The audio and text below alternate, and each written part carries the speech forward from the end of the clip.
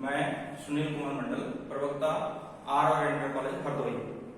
ठीक है, आज हम लोग ऑर्गेनिक केमिस्ट्री में हेलो एल्केन तथा हेलो एरीन्स विषय पर पढ़ने के लिए एकत्रित हुए हैं। हेलो एल्केन और हेलो एरीन्स आप लोग पहले समझ लीजिए क्या होते हैं और फिर उसके बारे में हम लोग पढ़ेंगे। ठीक है, हेलो एल्केन का मतलब होता है, हेलो का मतलब होता है हेलोजन। हेलोजन समझते हो, जो आवर्त सारणी में 17th ग्रुप, उसको 7th ए भी कहते हैं या 17th ग्रुप भी कहते हैं। 17th ग्रुप में जो रखे गए हैं फ्लोरीन, क्लोरीन, ब्रोमीन, आयोडीन जैसे यौगिकों से बनने वाले एल्केन के साथ में इनके जो यौगिक बनेंगे उसको हम हेलो एल्केन कहेंगे। किसके साथ में? Halogen, fluorine, chlorine, bromine, iodine, इस तरीके से फ्लोरीन, क्लोरीन, ब्रोमीन, आयोडीन, इनके साथ में जब किसी एल्केन समूह की, किसकी? एल्केन समूह। एल्केन समूह समझते हो, जैसे methane, ethane, propane, methane, ethane, propane आदि एटसेट्रा। ठीक है, आदि इन यौगिकों के साथ जब हेलोजन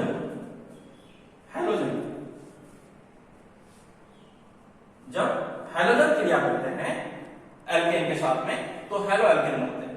किस तरीके से बनेंगे कि जब कोई भी एल्केन समूह होते हैं, मेथेन हो चाहे एथेन हो चाहे प्रोपेन हो, ये संतृप्त होते हैं।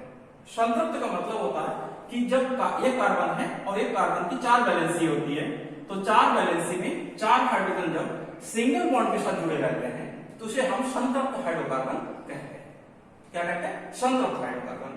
और हेलोजन जो फ्लोरीन, क्लोरीन, ब्रोमीन, आयोडीन है, इनकी वैलेंसी 1 होती है। ठीक है, तो जब एक वैलेंसी वाला कोई भी एक तत्व इनमें से किसी एक हाइड्रोजन को प्रतिस्थापित कर देगा, हटा देगा, समझ गए? सपोज एक हाइड्रोजन को हटा दिया और एक हेलोजन इसमें जुड़ गया, सपोज Cl, तो ये हेलोजन यानी कि हेलो, इसको शॉर्ट में क्या पढ़ेंगे? हेलो, और इसको एल्किल समूह यानी कि एल्केन से बना हुआ। किससे बना? एल्केन से। एल्केन से बना है तो इसको कहते हैं एल्किल। क्या कहते हैं? एल्किल। तो एल्किल समूह और हेलो समूह यानी कि एल्केन से बना हुआ यौगिक को हम एल्किल समूह कहेंगे और हेलोजन से बना को हम हेलो कहेंगे। ठीक है ना? तो हेलो एल्किल समूह, उसको सामूहिक रूप से हम क्या करेंगे? Halo alkane, halo alkane. ठीक है, तो एक संयोजकता वाला एक परमाणु जब एक हाइड्रोजन परमाणु को प्रतिस्थापित करके किसी एल्केन के साथ में यौगिक बनाएगा तो उसको हम हेलो एल्केन कहेंगे।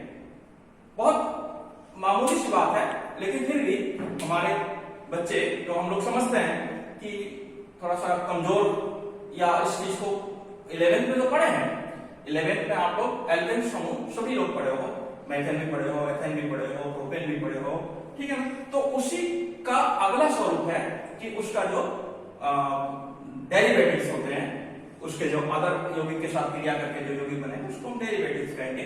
तो उसके डेरिवेटिव्स किस तरीके से बनेंगे, क्या क्या उसके गुण होंगे, किस प्रकार वो दूसरा यौगिक बनाएगा या क्रिया करेगा, तो उसके बारे में आज हम लोग चर्चा करने के लिए यहाँ पे उपस्थित हुए। तो एक बात, बहुत ही छोटी सी बात मैं समझाता हूं कि एल्किल समूह जैसे यहाँ पे मेथेन से बना है, क्या बना है? मेथिल। क्यों? क्योंकि मेथेन में 4 हाइड्रोजन होते हैं। 4 हाइड्रोजन में से जब एक हाइड्रोजन हट जाएगा, कम हो जाएगा, तभी तो वो दूसरे समूह को वहां पे जोड़ पाएगा। तो जब एक हाइड्रोजन को हटा देंगे तो उसी का पेरेंट नाम से, ठीक है, मेथेन उसका पेरेंट नाम है, तो मेथेन के नाम से इसका नाम हो गया मेथिल। अगर एथेन से ऐसा बनेगा तो एथिल हो जाएगा। कैसे? कि जब एथेन में से एक हाइड्रोजन को हम हटा देंगे तो एथेन के नाम के अनुरूप ही उसका अगला नाम क्या हो जाएगा? एथिल। ठीक है ना? एथिल के साथ में अगर हम क्लोरीन को जोड़ देंगे तो क्लोरोएथेन हो जाएगा। ठीक है ना? अगर ब्रोमीन को जोड़ देंगे तो ब्रोमो एथेन हो जाएगा, एथिल ब्रोमाइड भी कह सकते हो, और आईयूपीएसी नाम में हम लोग ब्रोमो एथेन कहेंगे, ठीक है ना। तो इस तरीके से हम लोग किसी हेलो एल्केन की शुरुआत कर रहे हैं। किसकी बात कर रहे हैं? Halo alkane. समझ में आ गया होगा, हेलो का मतलब हेलोजन तत्वों के साथ किसी एल्किल समूह की क्रिया के स्वरूप या एल्किल समूह के साथ जुड़ने के स्वरूप जो यौगिक बनेंगे उसको हम हेलो एल्केन कहेंगे, ठीक है ना। तो हेलो एल्केन किस प्रकार से बनेंगे, उसकी कैटेगरीज क्या होगी, कितने हेलोजेंस के साथ कितने एल्किल समूह जुड़ेंगे, तो इसके बारे में हम लोग विस्तृत चर्चा करते हैं, ओके। अब आते हैं हम मोनो हेलो एल्केन। किसके आते हैं? मोनो। देखो यहां पे ऑर्गेनिक केमिस्ट्री में थोड़ी शब्दावली पे आप लोग ध्यान देना, थोड़ा शुरुआत में ध्यान दोगे तो बाद में सब सीख जाओगे। मोनो, मोनो का मतलब होता है मोनो, ठीक है। तो मोनो का मतलब क्या होता है? एक, ठीक है। मोनो हेलो एल्केन यानी कि यहां पे किसकी बात कर रहे हैं? हम हेलोजन की बात कर रहे हैं। जब एक हेलोजन किसी भी एक एल्किल समूह के साथ जुड़ेगा तो उसको हम मोनो हेलो एल्केन कहेंगे। जैसे सपोज अगर CH3 के साथ जुड़ता है तो जैसे CH3 के साथ अगर हम क्लोरीन को जोड़ते हैं तो मैथिल क्लोराइड, मैथिल क्लोराइड,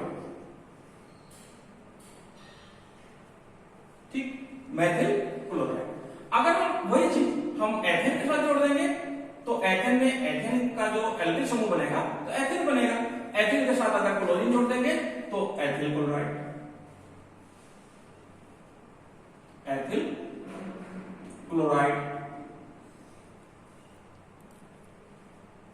अगर हम प्रोपिल के साथ जोड़ देंगे, हमने पहले ही बताया था कि प्रोपिल, प्रोपिल का मतलब प्रोपेन से बना है, तो प्रोपेन का सूत्र होता है C3H8। तो C3H8 में से जब एक हाइड्रोजन कम कर देंगे तभी तो वहां पे दूसरा समूह जुड़ पाएगा, तो C3H7Cl, तो प्रोपिल क्लोराइड, ठीक है। अब यहां पर जैसे हम हेलोजन की बात कर रहे हैं तो ये सारे के सारे क्या है? हेलोजन। अब हेलोजन में से हम फ्लोरीन के बहुत कम यौगिक बनते हैं, वो भी हम बताएंगे क्यों बनते हैं, bromine, iodine.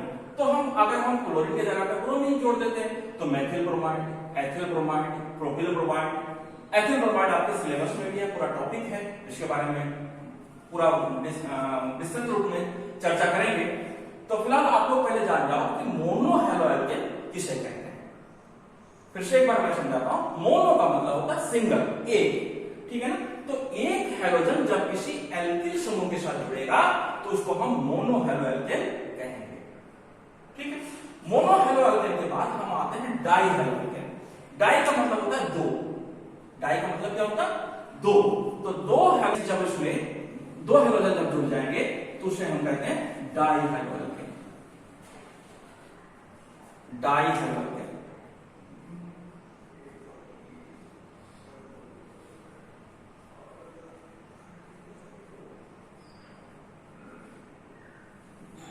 Die halo alkane, di का मतलब होता है, डाई का मतलब होता है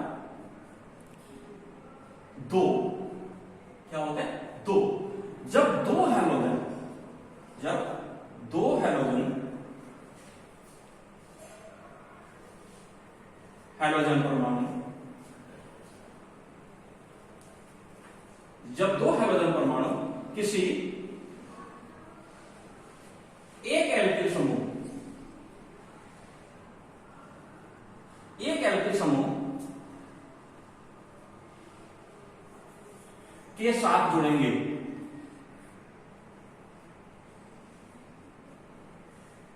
तो उसे हम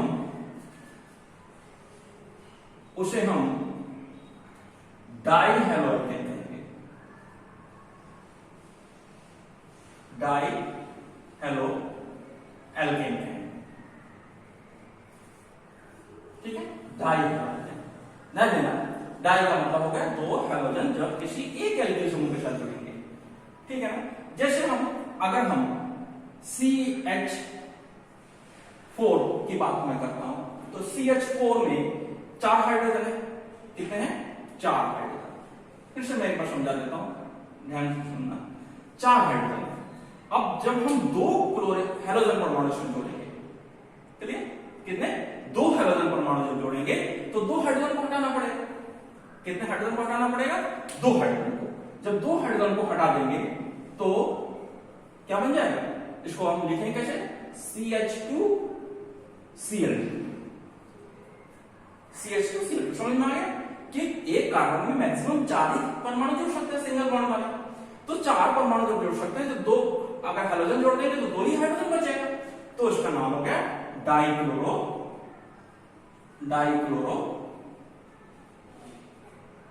मैथेन। मैथेन का मतलब आपको बहुत अच्छी तरीके से मालूम है क्योंकि इसमें केवल एक कार्बन परमाणु है, तो एक कार्बन परमाणु को हम मैथेन शब्द कहेंगे। तो डाइक्लोरो मैथेन, ये क्या हो गया? डाइहैलो एल्केन। क्लियर? जब इसी प्रकार से हम 3 हेलोजन परमाणु को जोड़ देंगे तो ट्राइक्लोरो एल्केन हो जाएगा। ट्राइक्लोरो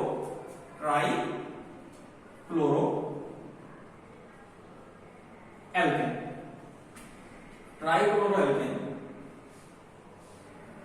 ट्राइक्लोरो एल्केन का मतलब अभी आपको समझ में आ गया होगा कि जब एक कार्बन परमाणु में 3 हेलोजन परमाणु जुड़ जाएंगे। कितने जुड़ जाएंगे? 3 हेलोजन परमाणु जुड़ जाएंगे। 3 हेलोजन परमाणु जुड़ जाएंगे तो इसको क्या लिखेंगे? CHCl3। ट्राई का मतलब 3 हेलोजन परमाणु जब इसमें जुड़ गया तो ट्राइक्लोरो एल्केन बन गया। इसको साधारण रूप में क्लोरोफॉर्म कहते हैं। क्लोरोफॉर्म, ठीक है, क्लोरोफॉर्म या ट्राइक्लोरो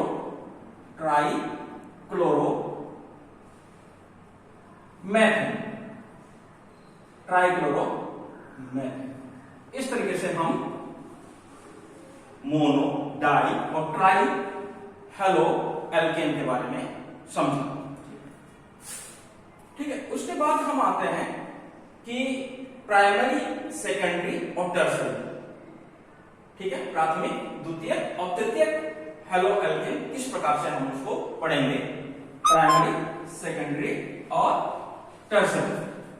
प्राथमिक हेलो एल्केन, द्वितीयक हेलो एल्केन तथा तृतीयक हेलो एल्केन। ठीक है ना? थोड़ा सा शुरुआत है, ध्यान देने की आवश्यकता है। अगर थोड़ा सा कंसंट्रेट हो जाओगे तो इसमें कोई ज्यादा दिक्कत नहीं होगी। प्राथमिक हेलो एल्केन,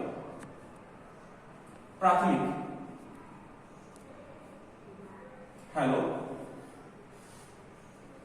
एल्केन,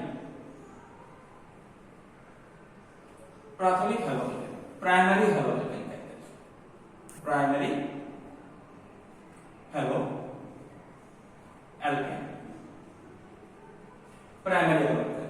ठीक है, तो प्राइमरी का मतलब देखो बहुत सिंपल है कि अगर हम एक हेलोजन कार्बन परमाणु लेते हैं और एक कार्बन परमाणु में, इससे पहले भी हम समझा चुके हैं, एक कार्बन परमाणु में 3 हाइड्रोजन होंगे और एक हेलोजन होंगे। ठीक है ना? क्योंकि इसकी 4 वैलेंसी होती है, 4 वैलेंसी में एक अगर हाइड्रोजन होगा तो 3 हाइड्रोजन बचे, तो ये भी प्राइमरी एल्किल हैलाइड कहलाएंगे। लेकिन अगर हम इससे बड़ा एल्किल समूह लेते हैं जैसे C2H5, क्या लिखते हैं? C2H5Cl, तो ये भी प्राइमरी होगा। प्राइमरी को हम 1 डिग्री में लिख सकते हैं। ठीक है, इसको अगर हम एक्सप्लेन करते हैं C2H5 को हम कैसे लिख सकते हैं? CH3CH2Cl, primary. अगर हम इसे और बढ़ा लेते हैं C3H7Cl, ये भी प्राइमरी होगा। CH3CH2CH2Cl। अब इसको हम कैसे, अगर इस तरीके से लिखा हुआ है और प्राइमरी है हम कह रहे हैं, तो आप लोग इसको एक छोटी सी बात अगर ध्यान रखो तो बहुत आसानी से पहचान सकते हो। और इसका एक्सरसाइज भी है, मैं इसको एक्सरसाइज भी दूंगा, उसमें आप लोग को छांटना है किस प्रकार से प्राइमरी कौन है, सेकेंडरी कौन है, टर्शियरी कौन है। तो प्राइमरी की पहचान होती है कि जिस कार्बन परमाणु पर हेलोजन जुड़ा हुआ है, जिस कार्बन परमाणु पर हेलोजन जुड़ा हुआ है, उस कार्बन परमाणु पर कम से कम 2 हाइड्रोजन का होना नितांत आवश्यक है। मैक्सिमम कितने हो सकते हैं? 3। 3 से अधिक नहीं हो सकते क्योंकि 4 बैलेंस ही होती है, तो एक तो हैलोजन ही होगा। तो मिनिमम उसमें 2 हाइड्रोजन का होना नितांत आवश्यक है। 2 हाइड्रोजन या तो 3 हाइड्रोजन जिस कार्बन परमाणु पर जुड़ा हुआ है और उसके जब हैलोजन जुड़ा हुआ है तो उसे हम क्या कहेंगे, प्राइमरी हैलो एल्केन। फिर आते हैं सेकेंडरी हैलो एल्केन। प्राइमरी से सेकेंडरी द्वितीयक हैलो एल्केन किस तरीके से जाओगे, द्वितीयक हैलो एल्केन। द्वितीयक हैलो एल्केन का मतलब होता है कि जिस कार्बन परमाणु पर हैलोजन परमाणु जुड़ा हुआ है उसमें 2 एल्किल ग्रुप है। कैसे हो सकता है, जैसे सपोज हम अब इसमें एक कार्बन से काम नहीं चलेगा, कम से कम 2 से 3 हैलोजन कार्बन परमाणु युक्त यौगिक होना चाहिए, कम से कम 3। अब 3 कार्बन परमाणु अगर हम इस कार्बन पर हैलोजन जोड़ दें, क्या जोड़ दें, हैलोजन। हैलोजन को शॉर्ट में हम लोग X भी लिखते हैं, ध्यान देना क्या लिखते हैं, X।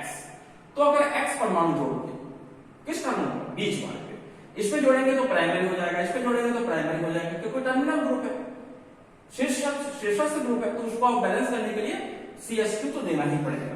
तो अगर मिडिल पे हम किसी कार्बन पर हैलोजन परमाणु जोड़ देते हैं तो इसके बैलेंस से पूरा करने के लिए आप क्या लिखोगे, यहाँ पे एक हाइड्रोजन और लिखोगे, क्या लिखोगे, एक हाइड्रोजन लिखोगे, और इसको बैलेंस करने के लिए यहाँ पे CH3 हो जाएगा, यहाँ पर भी CH3 हो जाएगा। तो ये कार्बन क्या हो गया, सेकेंडरी कार्बन हो गया। क्यों, क्योंकि इस कार्बन पर 2 एल्किल ग्रुप जुड़ा हुआ, क्या जुड़ा हुआ, 2 एल्किल समूह जब जुड़ा हुआ है तो ऐसे कार्बन को हम सेकेंडरी कार्बन, कौन से कार्बन को सेकेंडरी, ये वाला कार्बन, ये वाला कार्बन, इसको हम 2 डिग्री कार्बन भी कहेंगे, सेकेंडरी कार्बन। तो इसको सरल करने के लिए हमने एक तरीका बताया कि वे कार्बन जिसपे एक हाइड्रोजन परमाणु हो, कितने, एक हाइड्रोजन परमाणु हो, तो उसको हम द्वितीयक कार्बन कहेंगे, और उसमें अगर हैलोजन परमाणु हो तो द्वितीयक एल्किल हैलाइड कहेंगे। अब द्वितीयक जब समझ में आ गया तो तृतीयक समझने में आपको कोई तकलीफ नहीं होगी। क्यों, क्योंकि तृतीयक का मतलब हो जाएगा कि, तृतीयक का मतलब ये हो जाएगा कि जिसपे कोई हाइड्रोजन ना हो, क्या ना हो, कोई हाइड्रोजन ना हो, तृतीयक एल्किल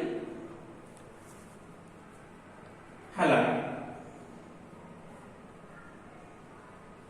तृतीयक एल्किल हैलाइड। तो द्वितीयक के बाद हम जब तृतीयक पे पहुंचते हैं तो और आसान हो जाता है, क्योंकि मान लो 3 कार्बन युक्त कोई एक एल्किल हैलाइड है, तो अगर हम इस पे हैलोजन परमाणु को जोड़ते हैं तो हैलोजन परमाणु को जब जोड़ेंगे तो इस पे कम से कम 3 एल्किल समूह होना चाहिए। कितने एल्किल समूह होने चाहिए, 3। अब देखिए एक बात बहुत महत्वपूर्ण है कि जब 4 बैलेंस से युक्त कार्बन होते हैं तो 1 2 3 समूह अगर एल्किल समूह हो गए और एक हैलोजन हो गया तो सारी बैलेंस कंप्लीट हो गई, तो इसमें कोई हाइड्रोजन नहीं होगा। ऐसे कार्बन को हम क्या कहेंगे, तृतीयक एल्किल हैलाइड। तो तृतीयक एल्किल हैलाइड में, तृतीयक एल्किल हैलाइड में ये जो कार्बन हुआ ये 3 डिग्री लिखते हैं, तृतीयक एल्किल हैलाइड हो गया।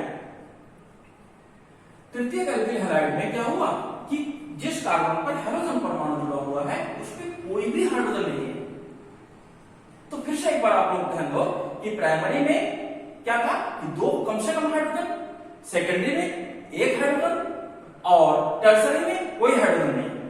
तो ऐसे कार्बन जिसपे हाइड्रोजन की संख्या से हम उसकी ऑर्डर निर्धारित करते हैं तो उसको हम वर्गीकरण की श्रेणी इस प्रकार से हम प्राइमरी, सेकेंडरी, टर्सरी के बारे में जानकारी कर ली।